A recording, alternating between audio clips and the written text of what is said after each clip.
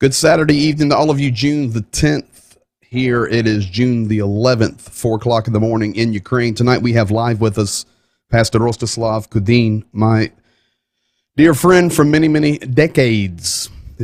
You're getting older when you can say decades. I'm going to start with a couple of things tonight. Just want to welcome you here. Thank you here. Make sure that you guys know that you are loved and appreciated and the community is doing well. You know, I tell you that we broadcast to different locations. It's not just YouTube. It's not just Facebook, but there's many, many locations that we broadcast to. And the other night, I cut out a clip of Zhenya and I discussing where we were getting pretty heated about if you're going to help Ukraine now, help Ukraine now. Do not come back or don't show up for a photo op when this is all over. This is where you find out who your true friends are and who loves you and who stands with you. Well, I edited out a clip of that and put it up on another site. 175,000 views on that joker already, and much love coming to Ukraine. So this is something we all are a part of and going to be a fantastic night. I do not want to waste any time from Rostik. Couple of comments get going, then I'll roll him in here. Don Gentilini, blessings on PG and Family News this morning, asking if war crimes against Russia can be proven. Ukraine is defending itself against genocide, bombing of children and all civilians. Wake up, world. That is spot on, and wait until you see something we have this evening for you. Malcolm Beals, my dear friend from Great Britain up near Scotland. Good early morning to you. Fireball, Lynn, Harold, Mr. Baseball down there in Virginia. Jeff Burnett, I found the donate tab, easy peasy, here with you from Western Placer County. Bless us all. So if you guys never lived in California, you wouldn't know. That's California. Placer County, up the slope from Sacramento. Welcome to you, Jeff Burnett. Rick Berry, God bless you as always. Paul Kiss, a resident Canadian, Pennsylvania. Ted Link, Silvio Marcaccio, Ro Gammon, welcome to you down there in Virginia. Ricochet, coming in from Florida. Boom, hit that button. Kim Porter, God bless you. Anita Grileski. Gani King, checking in tonight. Gani, good morning to you there in Manila, Philippines. Welcome to you guys. Hey, gonna be good. Patricia Show, if you're ready, you're welcome for keeping the truth out there. JDO, welcome to you guys. Let me pop over here. Shirley Phelps checking in Longview, Washington. God bless you. Elaine DeWolf. Tina Innan is saying hello to you, Rostislav. I know you can hear me now. Stephen Terry Olsgaard, welcome to you. Mary Preston, Linda Cassio, Larry, Debbie Minninger. It was good to see you today. Yes, I went over and spent some time with Larry and Debbie. It was really good day. Rosie Pella checking in from Quito, Ecuador. You know, once you start to get the news out there, people want to come back so that they can hear the truth. So, folks, there it is. Welcome to all of you tonight. Going to be a full hour, and I want to get to it. So, welcome to you, my friend. Good morning. Good morning, good evening, Greg. Thank you for having me. You're very welcome, and thank you for being here. As you know, Rostislav, you always have an open invitation. So I know you're very busy there with all that you're doing. So it's always open. How are you? Let's just start with that. How's you and the family? Since we spoke to you last, you now have a son-in-law. And yes. So congratulations. Happy for you. Yeah, thank you. Happy for the family. Everyone healthy thank and you. well? Yeah, they just get back from their honeymoon short trip. Yeah, we have family of colors, as you noticed. So, yeah. You have a colorful family. Yeah. California, colorful family. We have a colorful family. Yes, we have a family from multiple nations. So it's a blessing. And, hey, it's beautiful. So you have a wonderful family. I've watched your children grow up and happy to see them being successful in life. So blessings to you, blessing to Sveta, blessing to the boys and the girls. All right, my man, lots of folks in here tonight coming out from the West Coast know you. And hey, thumbs up back to you there, Ecuador. God bless you. So Rostik, let's just dive right in because honestly, sure. You know, we could be talking for hours. In fact, I was 30 seconds late. I was 30 seconds late from hitting the go button because we were just chatting and looking where we're going. And it caught up on me. I looked down at the clock. I said, "Oh man, I gotta go." So I want to start here. You guys are always sending in. I have a Ukrainian in here tonight. This is actually sent to me.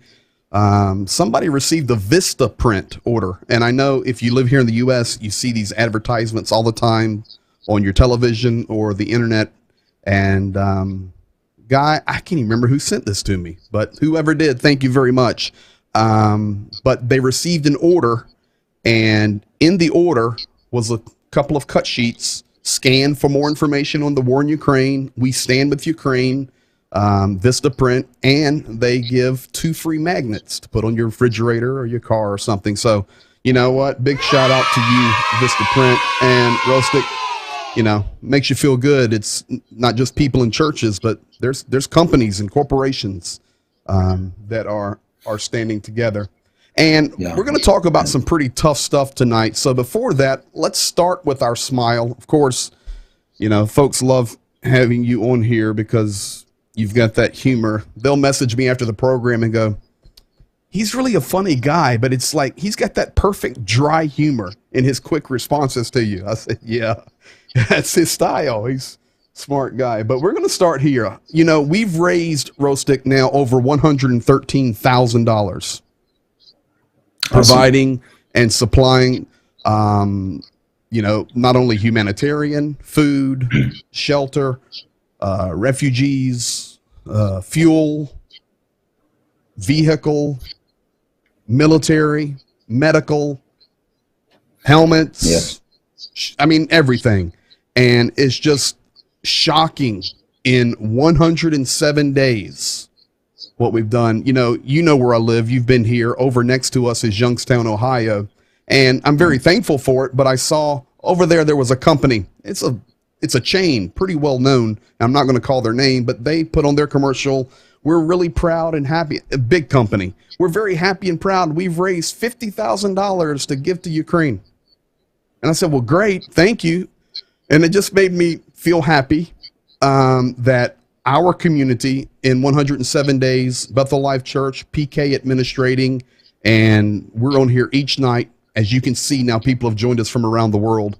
And, people donating tonight. We've smashing it, man. So we're very thankful, and every penny plus goes there.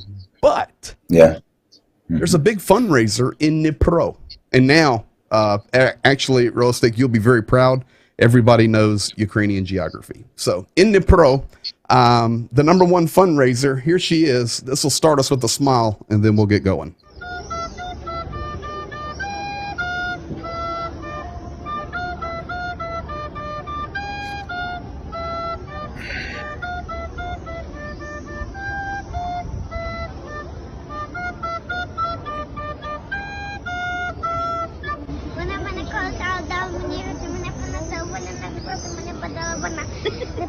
Може більше і від цього минуло мене дорогами прийде завжди до тебе. Вона не розбуде, не буде, мене в селі бурю забере бабулі, дідулі, і був вони кулі. Дуже добре за мене не була в мене так. Було дуже до мене вийде мене так.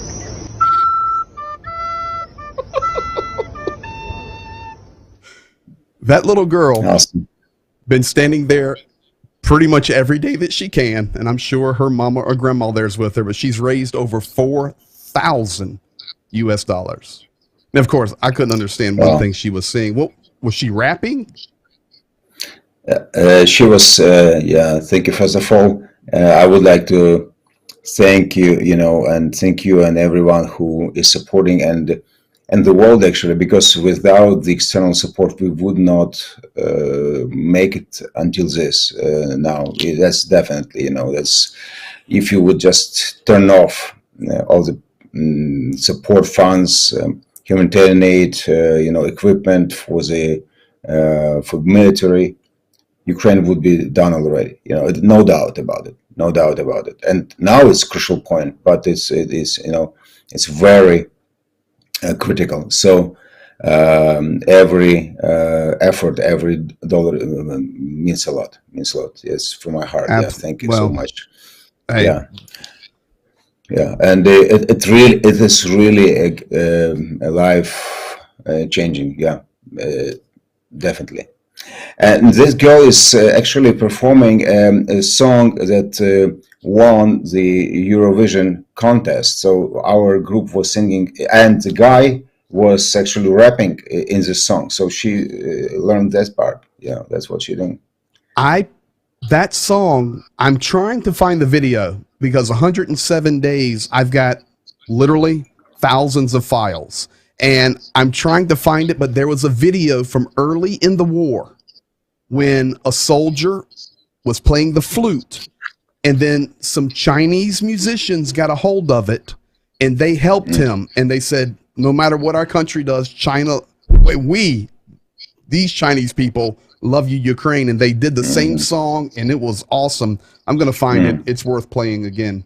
But you're right. Absolutely. And you know, it's been good up to 107, but the reality is, and we'll get to it now as we unfold, we're very critical now. Ukraine needs weapons. They're running out of ammo in certain locations. And Russia's not going to run out of ammo. Right here, I like to every once in a while show the British intelligence, and this is from today. Fighting, of course, continuing around Severodonetsk. I've been telling the story of that, Rostislav, how, you know, Russia pushed through, then Ukraine pushes back, and then Russia pushes through, and Ukraine pushes back.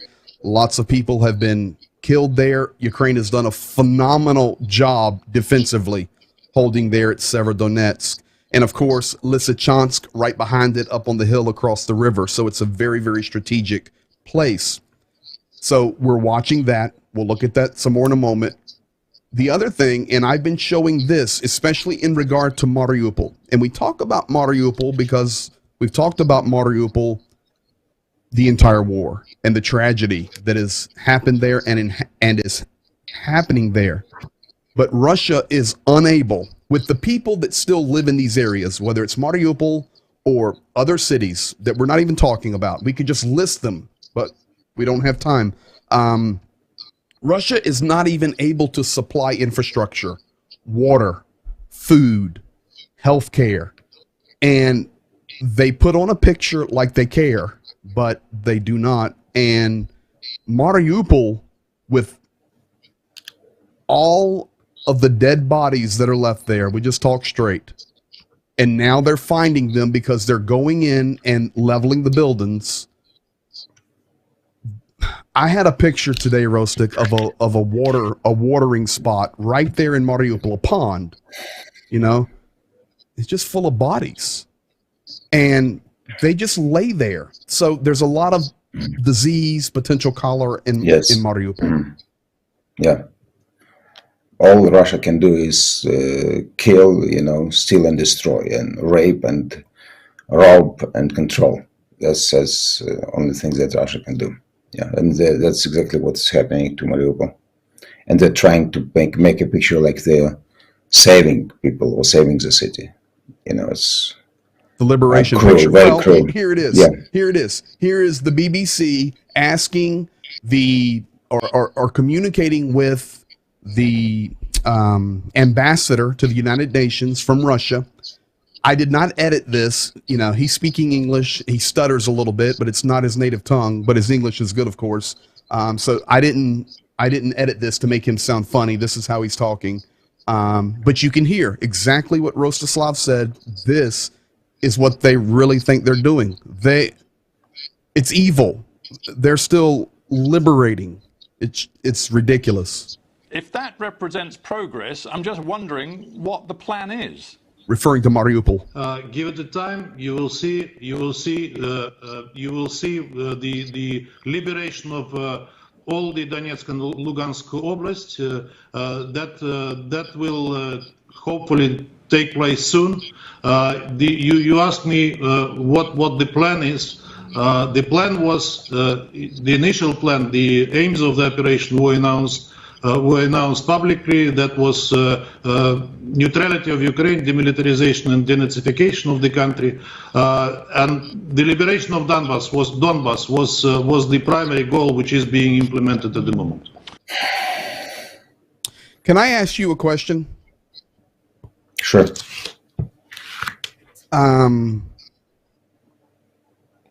what does it feel like? You know, Zhenya's on here with me a lot. I have others too, and of course, you know, his English is not to the level of yours. It's good, but it's not yours.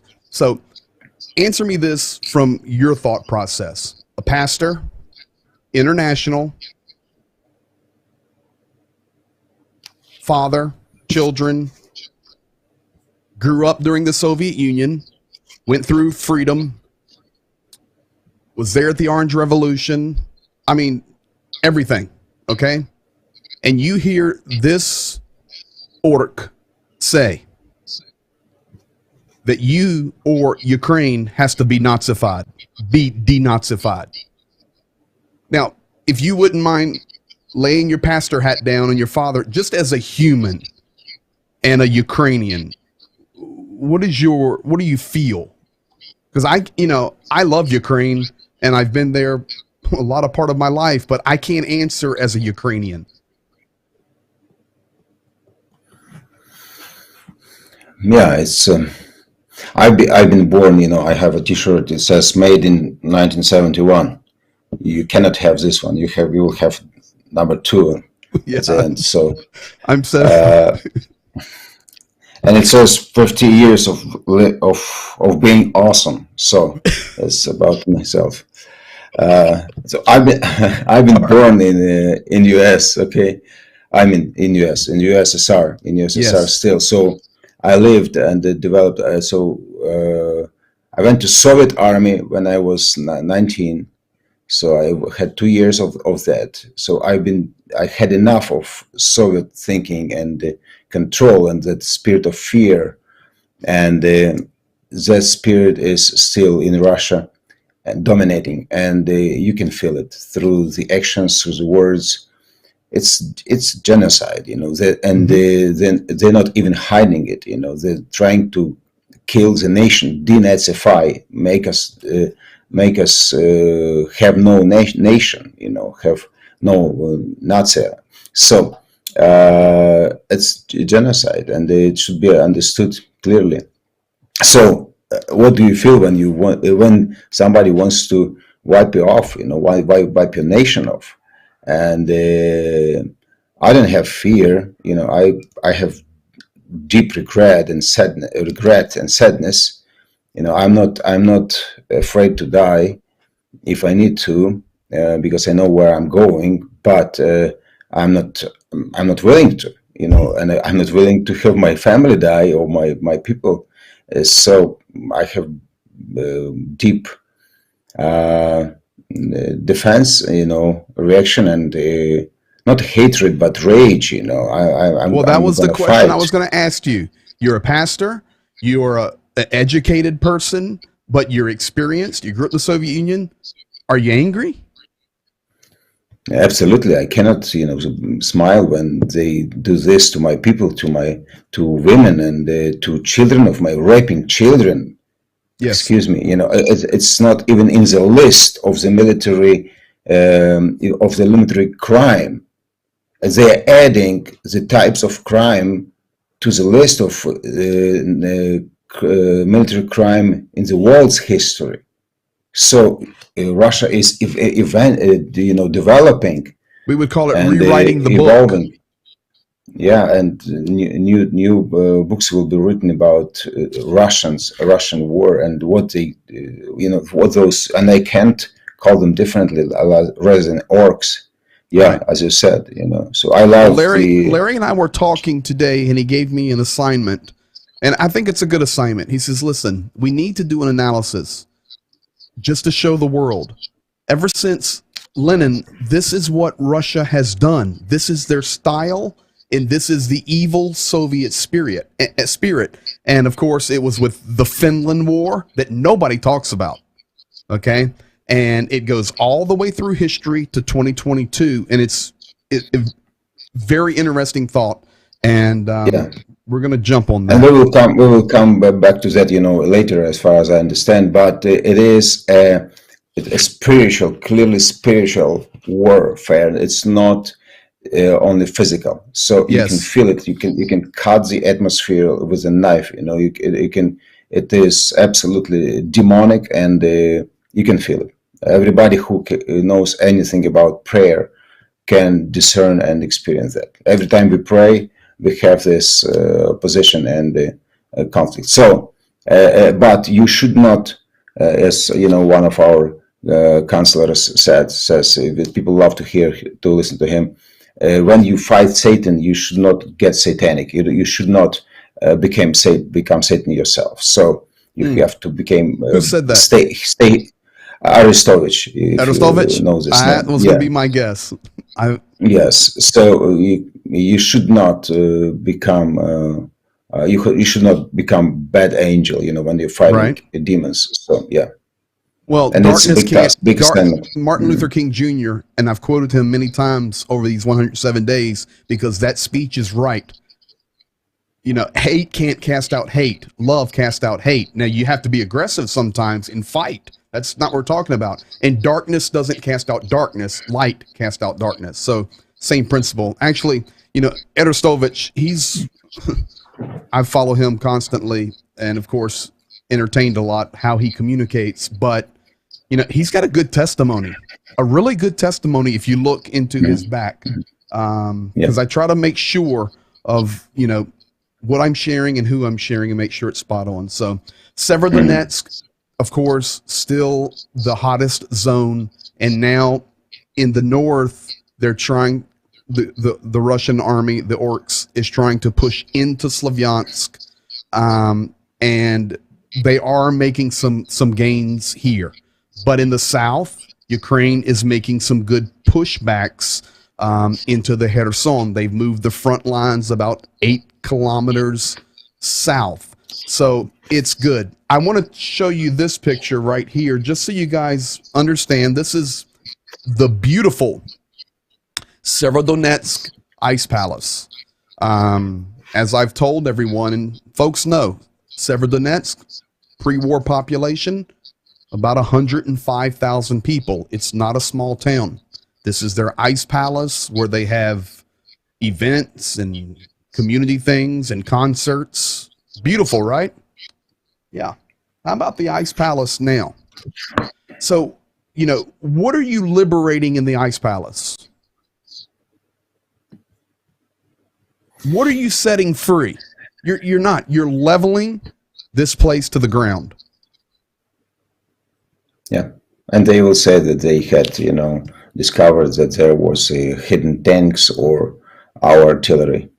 Like they hit where they leveled the mall in Kharkiv recently, And yes, I showed that. We have people in our church on the worship team now, and they visited that mall multiple times. It's a grocery store, so and they were very sad. And they said that there were hidden weapons or tanks in that shop. Yeah, they were beside the sausages. Mm-hmm. Right. Exactly. Okay. Exactly. Yeah. Now I want to go here, and this actually happened. Maybe I know you were probably up late and didn't get much sleep tonight, but Vrubivka, which is just south of Severodonetsk. This has been a little town that's been a strategic point, basically halfway between Popasna and Lysychansk and Severodonetsk. You see the red little dot there in the middle on the right. That's the location of this town. Population, I looked it up tonight preparing for all this, 996. So let's just say 1,000 people. Now, I don't know the population today, but that's the size of this town. And just for relativity, guys, over to your left, of course, these places, Kramatorsk and Slavyansk. But Vrubivka, last night, right before dark, so it's 4:30 a.m. What's it getting dark like at 9:30 or 10 o'clock? Yeah. Okay, so let's 10 p.m. 7 hours ago. Let's just go 8 hours ago. Vrubivka was leveled to the ground, literally. A French journalist went by, was able to get some photos, and went by and confirmed that it's gone.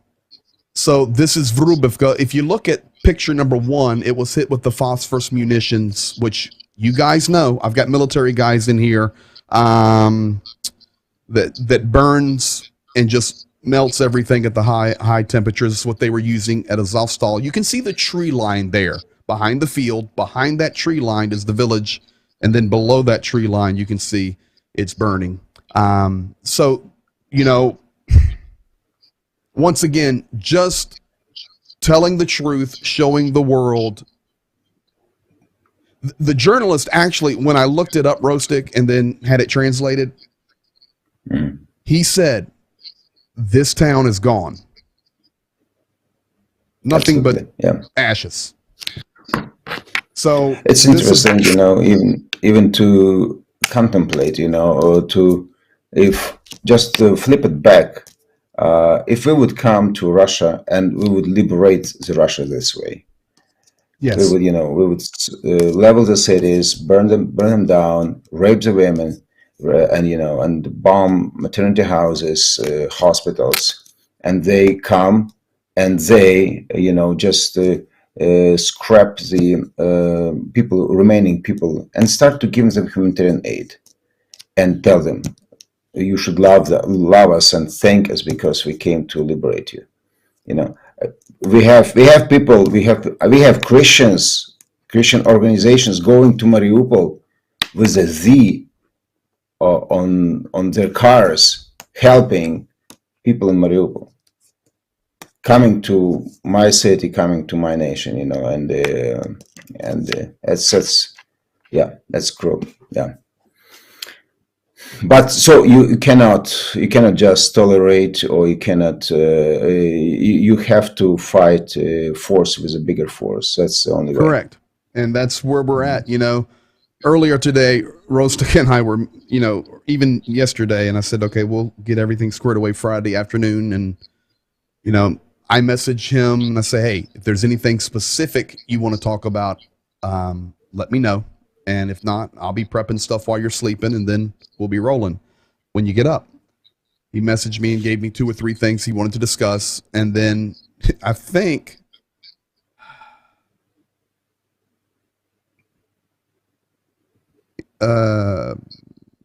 we need weapons yesterday. I'm quoting you now. We need weapons yesterday. The ratio of our troops and artillery is 1 to 10 or 1 to 15.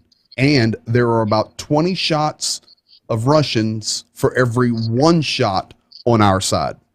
So that was something you wanted to share.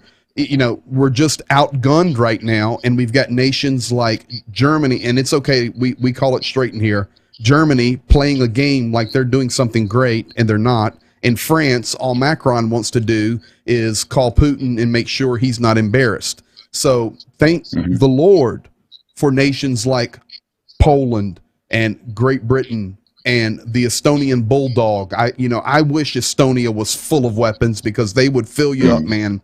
And, you know, America, and brother, you know America, you've been here many times. You know, we're in chaos in our own nation right now. Absolute chaos. But I'm thankful in the amount of money and the arms that we've given. But as an American, it's not even close. We just need to go finish this.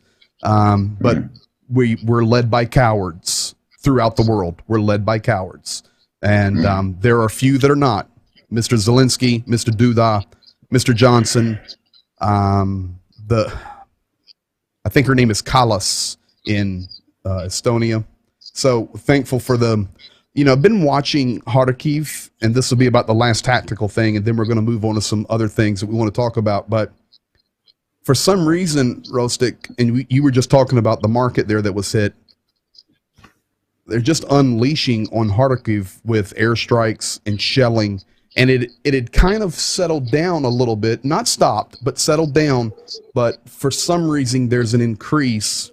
You know, I have my conjecture. I have my thoughts, and my thoughts are, if you look at that map right there, in fact, I could do this. Why don't we just do this? Let's be high tech, rednecks. We'll go right here. So, you know, this is the hot spot, and this is the hot spot. So what do? We start shelling here, and then we move massive amounts of troops up here. And then, of course, Belarus has pocketed into there and closed those regions off. So Ukraine can't just idly sit by. So Ukraine, of course, has to pay attention here. Now they have to pay attention here. And then, we're limited in resource of where the real front line is. So it's just tactics. Even Sumy continuing to be shelled now. I mean, these were early places in the war. So I don't know why, but things usually become clear. As we've talked about, and even Zhenya said it last night, you can't really use the word limitless because there's no such thing unless you're talking about the love of God, but limitless is their stash of weapons. It may not be the best. It may be some of it older Soviet technology. One may hit the ground and explode and do nothing. 5 may hit the ground, but 1 may hit the target, but they can just keep bringing it on trains from Irkutsk and bringing it on trains from Siberia, and it's just nonstop. We must get the weapons there. I want to compliment you. Your soldiers are amazing. Yeah, they're heroes, actual heroes. We are in touch with guys from our church. We have several people that even went to the front, and even in the special forces, they are working behind the front line and doing specific jobs. So, and we're supporting them, buying some like yesterday we bought 13 pairs of shoes, specific tactical shoes for summer, for one group. So, but they're real heroes. But they are calculating those shots, and how many times we shot, and it's 1-20 ratio, and there is limit to everything, So they just standing on their bravery and heroism, and well, listen, I've been educating everybody, day 107, and I don't plan to miss. I have some traveling coming up, still not going to miss. I'm going to figure out a way to make it happen, at least get an update every day, because we cannot lose or become distracted. But people in this audience, in this community that's here each night, they know, they're very educated now, even about, Kadyrov and the Kadyraites. They know about Akhmat. They know everything. They're educated, and you can see the difference when these guys on the other side are just making their videos and shooting in the bushes and shooting into random houses just to get video out.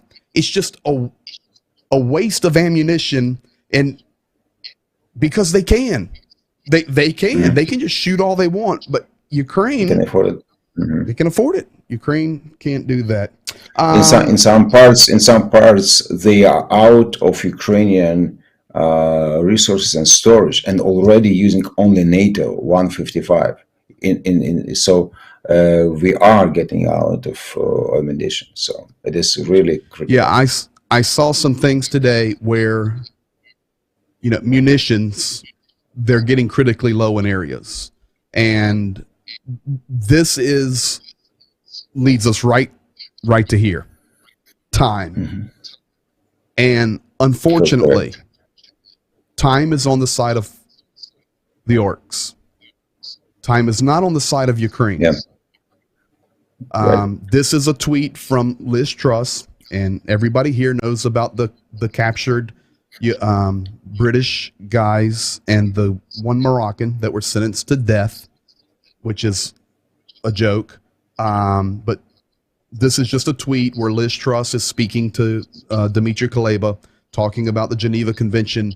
But the principle behind this is, personally, I don't think they're going to execute them at all. I think it's just a ploy. I hope not. Okay. But just a tactic to gain time, to distract. And it's just time. And while that's happening, keep shelling, trains keep coming, and the stuff coming to Ukraine is slow. Time is key here, folks. And that's why we don't miss a night. Time is key. They're trying to wipe us out and they wear us out. Yeah. Well, Rostislav, let's shift some gears here. Let's move over to the spiritual side. Okay. This is a topic that you are an expert to talk about, because this is an organization that you're very well aware of and a part of. Not the next slide I'm going to slow. Not this slide. You're not a part of the shamans, okay? But we're talking about spiritual warfare. From day one, pretty much, I've called this a holy war. And I had to explain to people, they go, listen, you can't call this holy. I said, I don't mean it's holy as it's in separate or other like God, but religious war, spiritual war, holy war, like you study in history. They would call them the holy wars or unholy wars, whatever you want to call it. The bottom line is, this is deeply spiritual. And we're seeing biblical things unfold in front of our eyes. So here you can see the trees. You can see that the weather has changed. This is current. Russia calling on shamans and witchcraft for war blessing. This is not new. I have shown this multiple times over 107 days. I've showed even the video of the seance in Moscow. I've shown it all, had it translated. So we see that happening, and we look at that and we go, oh man, how evil that is. You know, just Russia calling on evil spirits and witchcraft. But with that said, it then begins to move into, is it okay if I call it the Christian world? Yeah, I can add to it. We had pastor from Slavyansk with us last Sunday. He was in our church, and they had Russians in Slavyansk in 2014, and it was invaded, but he said the whole story because they have a building, and they had Boyeviks, and they had those guerrillas and the Russian soldiers in their church building, and they had several tanks standing in front of the church, and the Russian Orthodox priests came and said, "It was yours, now it's ours. Goodbye." So it just wiped the church out, and thanked for the building, and those special forces stayed there, and also Kazakhs, several division of Kazakhs was staying in their building. So they didn't destroy the building, and but they were praying. The church was praying before that, and they had a word from God that that it will be, Slavyansk will be a city of refuge, and a lot of prayers were done. So at one point, it was not liberated by force. At one point, he was called by, but in their churchyard, he saw Russian Orthodox priests blessing weapons, blessing cannons, and blessing tanks for war, and blessing the soldiers to kill. So it's not just shamans, it's clearly Christian Orthodox Church. Yeah. Yeah. So, but God gave Kirill.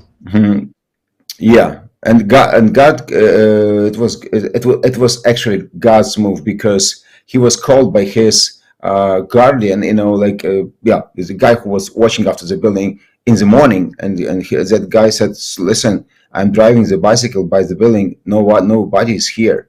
So what do you mean?" And he ran to the building, and they ran, and they left. Later, they collected three trucks of guns and mines and ammunition just from their church building. They left everything and ran. They thought they're being attacked or something happened. It's like in the Bible, they heard the noise and they ran. And so it actually, and pastor called the corporal. He knew one corporal, military Ukrainian, and said, "Listen, Slavyansk is free. You've got to come in," and because Russians gone. So it is spiritual And we see, spiritual Well, the world interesting is thing about this is manifesting. This is not a video. This is not an article you're reading somewhere on the internet. You're getting this from the pastor himself, who was just with you. So, I mean, this is what happened. Now, let's talk a little bit about.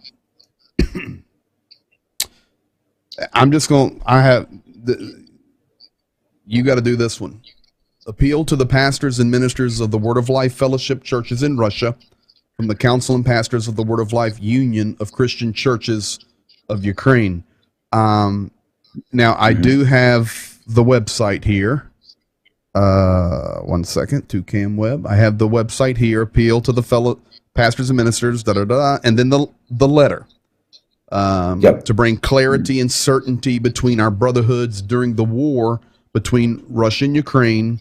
I'll just give a couple things here and let you go. February 24th, Russia started their invasion of the sovereign territory of Ukraine. April 2nd, official statement, Word of Life Church Councils and Churches regarding military aggression, as well as the relationships between the churches of Ukraine and Russia, was published. It's already been over 90 days of war, but unfortunately, we do not see any significant steps made. And then it continues down the bottom. We are convinced that real faith is dead without actions, quotes to Scripture. In regards to the above stated, we, the pastors of the Word of Life movement in Ukraine, have decided to temporarily terminate our fraternal relations with the pastors of the Word of Life movement in Russia until we see a clearly expressed public and practical position of the above stated matters from the leadership of the movement. We also want to note this appeal has nothing to do with the global organization Word of Life, but is specific to Russia. So there it is. There's the letter. It's public knowledge. It's on the internet. You're a part of this organization, and explain to everybody what I just read. Explain what's happening. I would say it's a manifestation, or just one of the sides of. We have from the day one. There was a question of where do the Russian churches stand in regard of this war, not just the Word of Life, but in general. We know position of Russian Orthodox Church, but what about evangelical churches? And the percentage of support of Putin, like it was 71 and it was 84 or something like that. So and it looks very much like in the church world it can be almost the same. And many pastors, they do understand what's going on really, and but they are absolutely silent. And so the question was in the air, okay, brothers, we are being killed, we are being raped, we are being tortured. What do you say about it? Do you bless your government? Do you bless your king? Do you bless your soldiers? Or do you pray for their victory? Or what are you praying about? And and they would say we are praying for peace. Okay, I'm coming into a house, breaking the door. I'm raping your wife, smashing your children, and I extend my hand to you and say, okay, I love you, and okay, let's pray for peace. And it's not what we would like to hear in this situation. So we've been so since we are a part of this brotherhood and movement, so that's who we could appeal to. We could not appeal to all evangelical churches like Baptist and Pentecostal. They have almost the same tendencies going on in between them. I mean, in Pentecostal world, in Baptist world, only small amount of pastors and church leaders openly speak, and the silence and fear and political games, and so what we said that brothers, if we are brothers, we've got to yes, you've got to be wise, you've got to be protective, but you've got to stay salt of the earth and light to the world. That's your calling. and we don't want you to go in a square, with a no war, stops the war poster. You will go to jail. But at the same time, I see pastors, Russian pastors, who have channels, who speak, who preach openly, and they call things as they are. Maybe in some figurative form, maybe but they're expressing what they think and the values, this is the very reason why the war happened, because it is not just, it is imperial spirit, but you cannot play with the dragon. You cannot, dance with the dragon. You've got to resist the evil and call things as they are. Call spade a spade. You've got to be the light, because when I see the famous singers, agnostic singers, but saying things as they are, or journalists or bloggers, and Companies, even losing their business. losing their money, losing their citizenship, losing a huge, income and so forth, being in danger, being threatened, and they still speaking the truth. What about the church? Correct. So I don't want. So we decided not to. We've been speaking back and forth, and I was not, and we were not intending to, critic or judge anybody. They stand or they fall before the God, and I know the Russian church. Russia. We believe that the church is a part of society. Church is separated from the government, but not from the society. Like in Ukraine, we were part of our society in Maidan, in Orange Revolution. We feel the pain, and we suffer with the nation. So we pray with the nation. They don't get it, and they claim the church is separated, but it makes them sterile. It makes them, just non-fruitful and not being able to influence the society. That's what we are called to do, to be the light and to be the salt. It's a salt without power. So Rick Berry says just one more confirmation: Russia being led by the spirit of Antichrist, which is pervading the and we have it's Russian churches, but there are a lot of international ministers ministering there for many years, and in Word of Life movement, in the leadership, Rick Renner, his position is absolutely non-acceptable. He's American, but I know he would, if he would raise his voice, he would be kicked out of the country. That's why he's being silent. But the silence. Rick Renner hasn't said nothing. He said that he will be saying nothing. He said we are out of politics. And we are. That's on his Facebook page. Well, I don't want to sit here and and just blast people. And we're not in Moscow, but that's unacceptable. But you have that's what we've been saying, and we had meetings over Zoom. I was part of it because I know English, so over a whole movement leadership, and with the Russian pastors, key Russian leaders. We had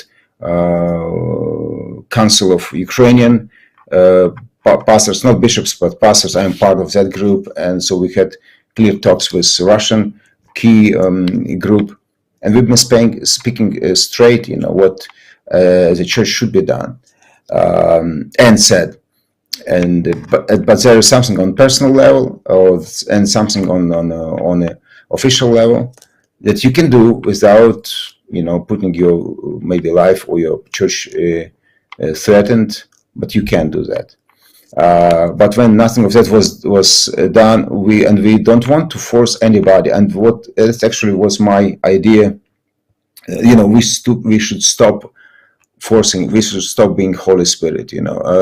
It's God's job to work on your Yes. heart and convict you of sin. Okay, so and if that will happen, if your consciousness is not burnt down, you will react. So, but I cannot force you. So, okay, until that time, we decided to put on pause and terminate our relationships, and we feel free now. We can speak and say what we want to. We don't want to send rumors around the world or judge anybody, but Russian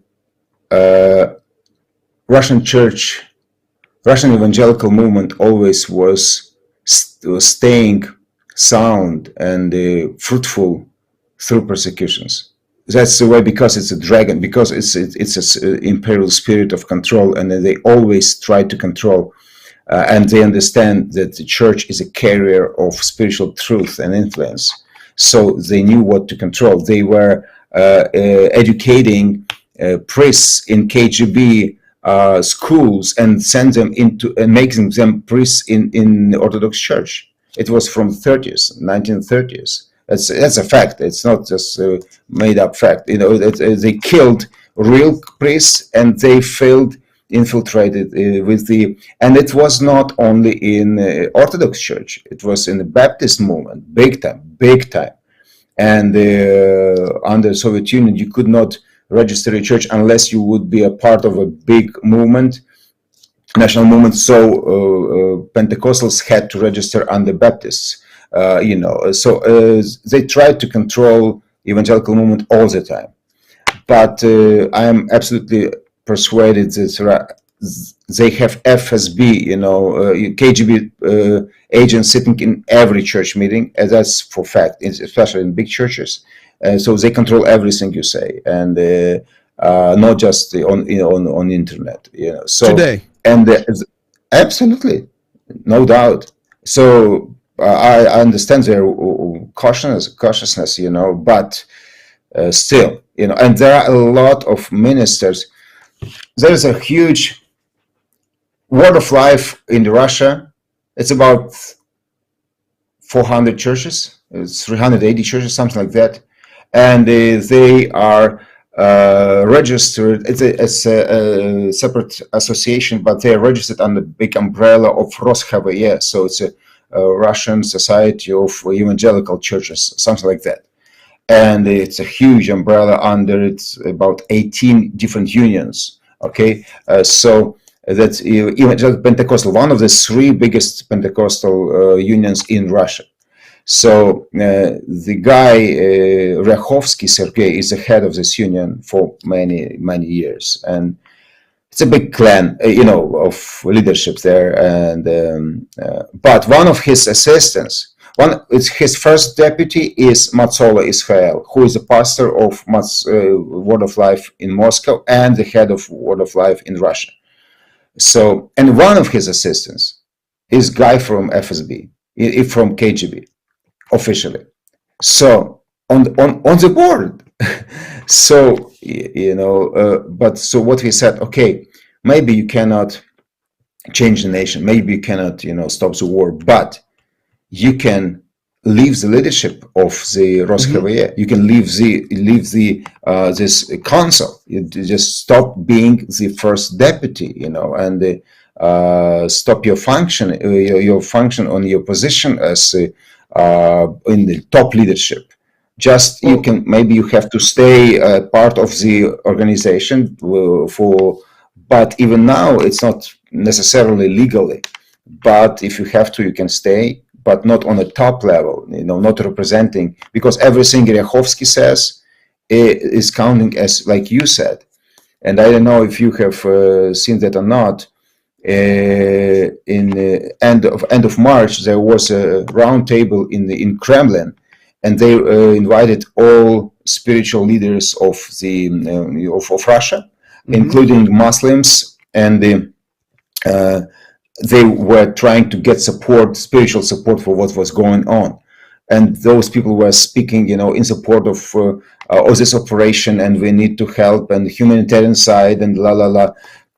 and Russian and one of the Muslims was clearly saying, "Yeah, we love people, but we hate those shaitans, and they have to be beheaded." That was his clear quote. So we have to cut their heads off.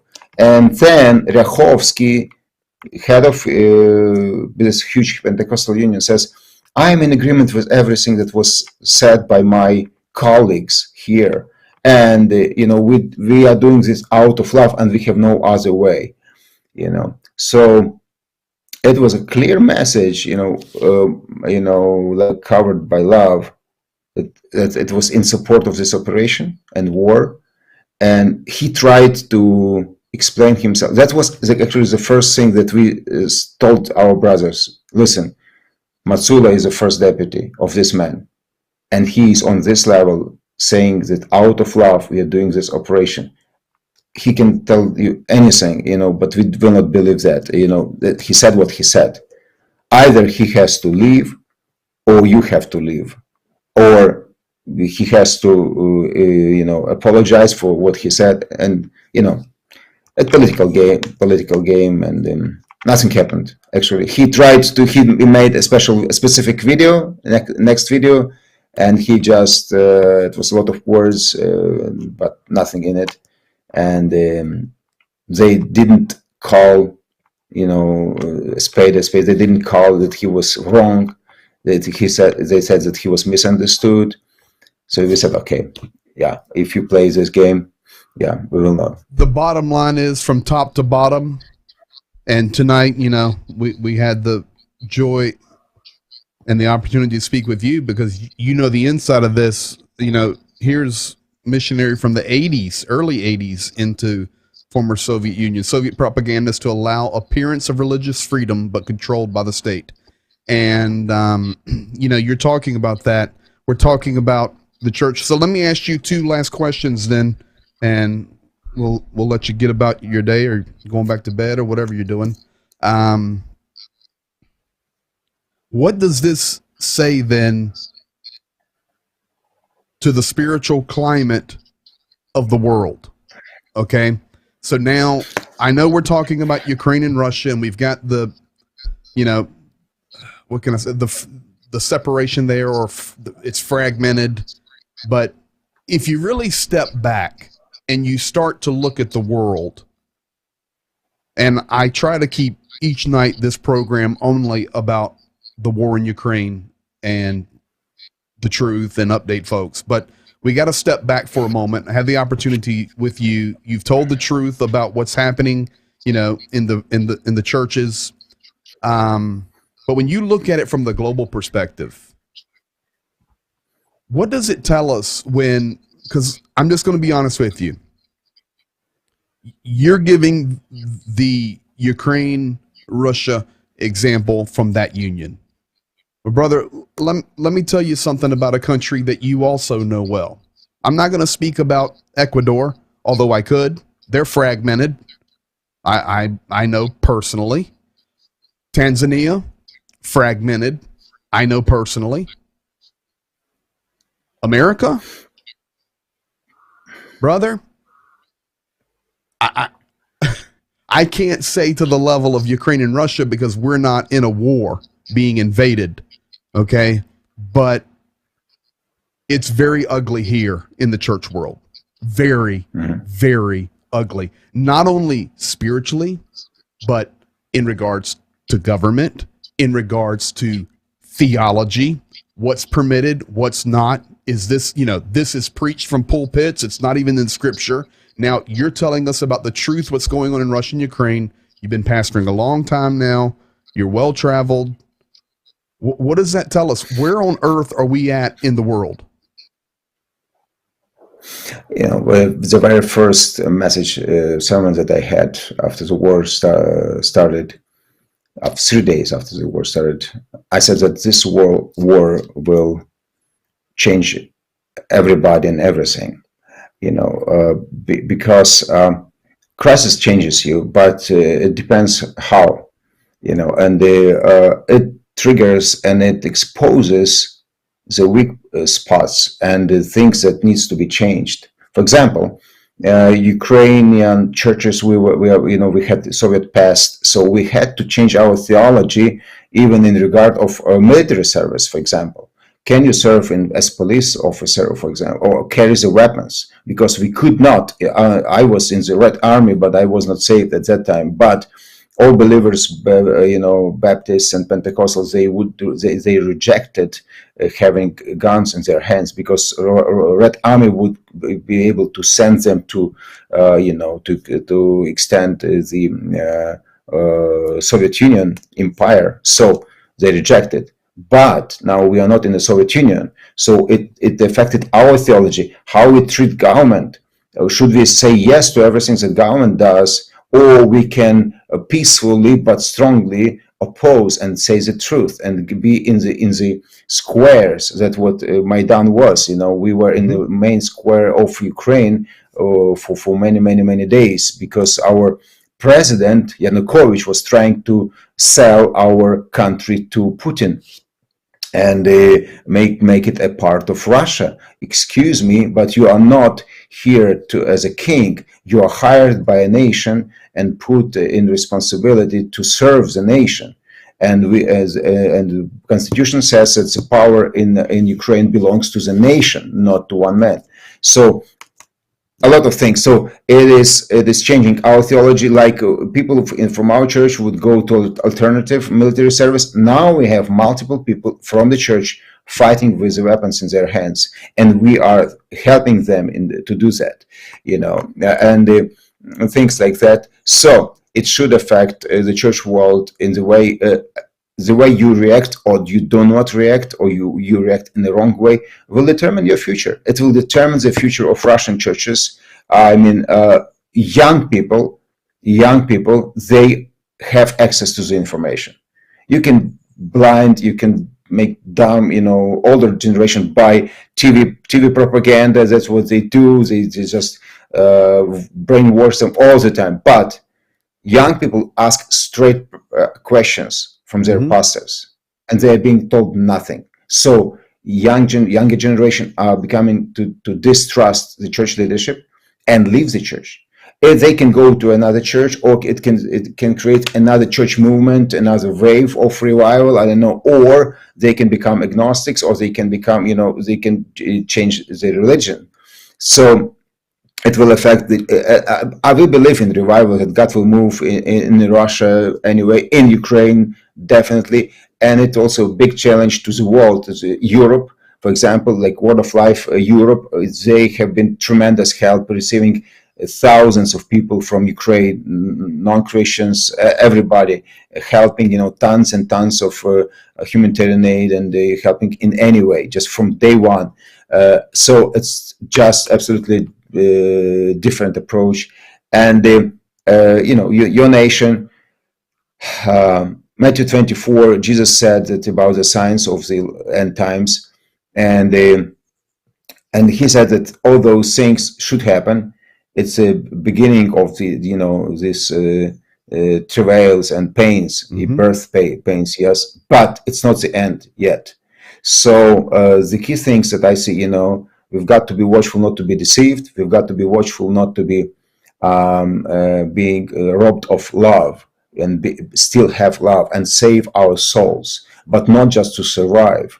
Bible says that the gospel will be preached. So the gospel of the kingdom is the only way to keep your soul alive, and to keep you cannot save the world, because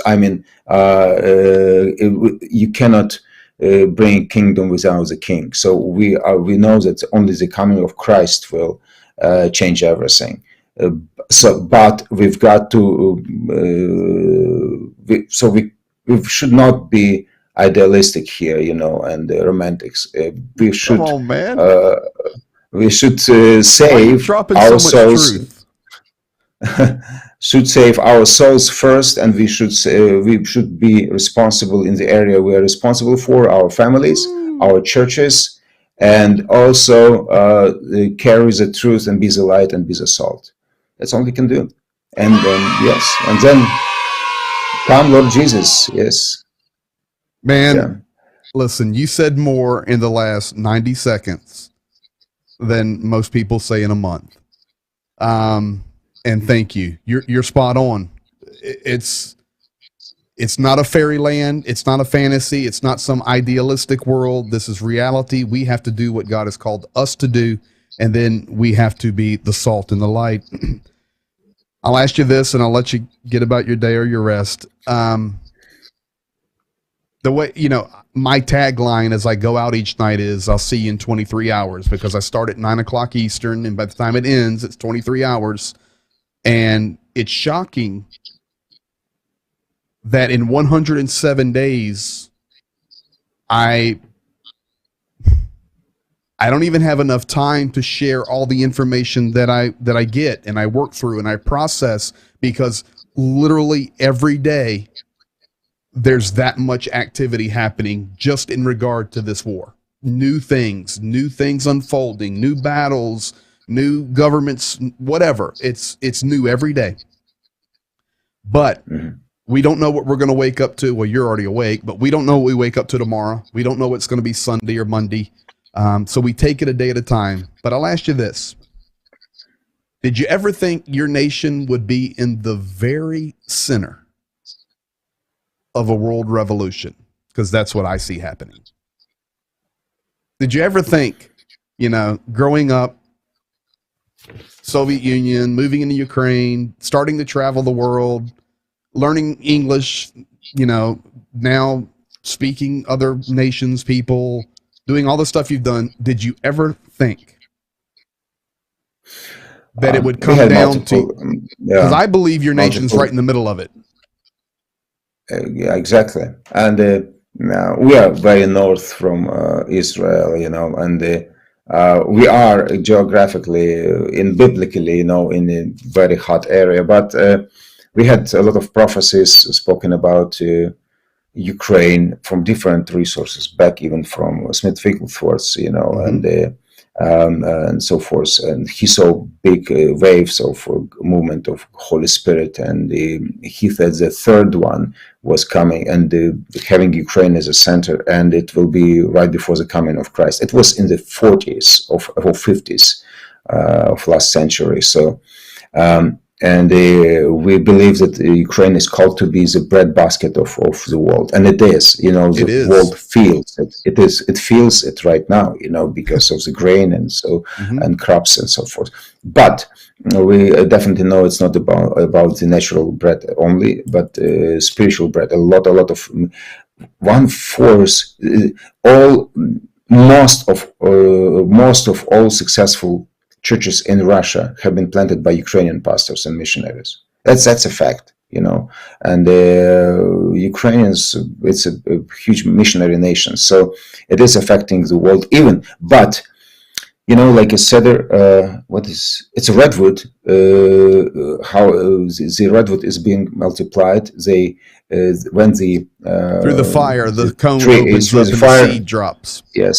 Exactly. So the pain, the suffering is oftentimes is the means by which the growth and the influence or development comes. That's the way life is. You're being burst by pain. So you would like to avoid it, but you're not enjoying the process, but you're enjoying the fruits. So we are in the process. We are in the process. And just to confirm what you said, and I want to thank everybody, when I have these guys on here live, I take the clock off. So thank you guys for staying in here extra long tonight. We got this man up at 4:00 in the morning to do this. But I will confirm to you, Rostik, when I was in Moscow for the first time teaching in a Bible school there, 1994, almost 30 years ago, I was 21. I hadn't even turned 22 yet.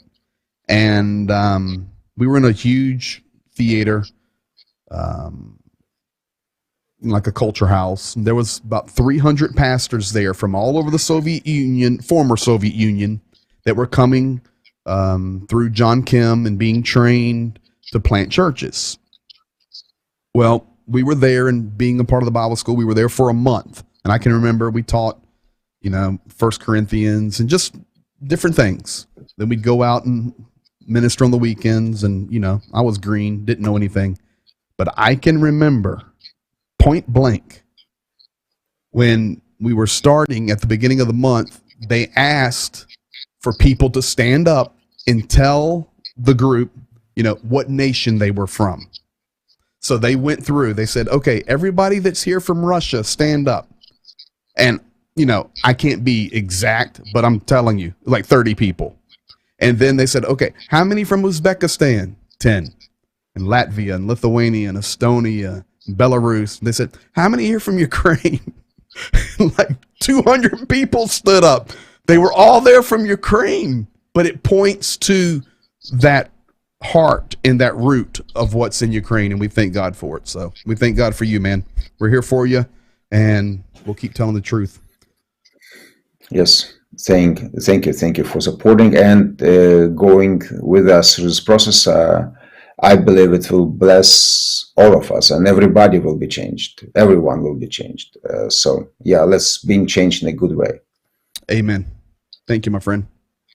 Folks, roll stick with me again. And as always, doors open, invitation. Just holler when you have a free night and we roll. We'll be here. Actually, next month I will be in States, you know, starting in the 4th of July and to the beginning of August. Yeah. So we may connect then we definitely in a good time, normal time. Yeah. We'll connect on a normal time, but we're going to have to put you in a secret location with sound effects so people will think you're in Ukraine. No, it'll be a good time to visit your family. Awesome. Yeah. All right, brother. We love you. And thanks to everyone for being here tonight. We'll see you again in 23 hours with the next wave of updates. May the Lord bless you and keep you, cause his face to shine upon you, be gracious to you, give you peace. And peace, not only peace, but victory for Ukraine. In Jesus' name. Amen. Amen. So there's a tagline you have to do. Okay. Mm-hmm. I say a good night to all, and you say to all a good night. A good night to all. To all a good night. Yeah. Later. Yes. Good morning. Hang on in here.